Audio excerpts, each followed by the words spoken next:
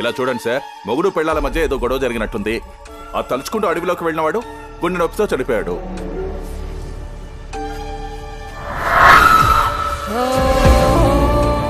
ఇక్కడ ఏంట్రా అంటే ఆ కోపంతో నీ చెల్లెలు సూసైడ్ చేసుకుంది. నా చెల్లెలి చావు ఆత్మహత్య కాదు. ఇదిగో చూడు, నీ లాయర్ తెలివితేటలు కోర్టులో చూపించు.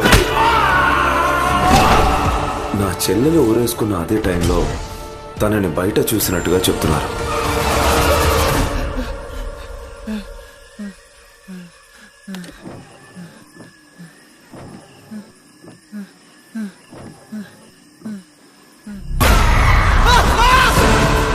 ఏదో తేడాగా ఉంది.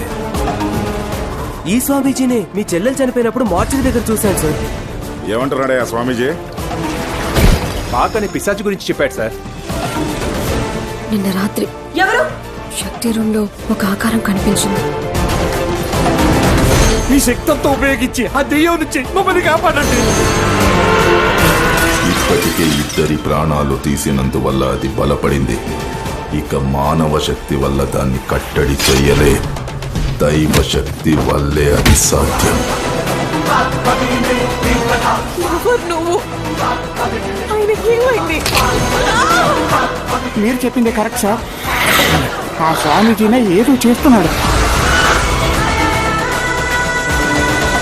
కానీ ఈ రోజు రాత్రి ఏదో జరగబోతోంది అనిపిస్తోంది. తిరునాళ్ళ రోజున 3 ఆత్మలను అపహరిస్తే ఆ తర్వాత ఆ శుద్ర శక్తి మహాశక్తిగా మారుతుంది.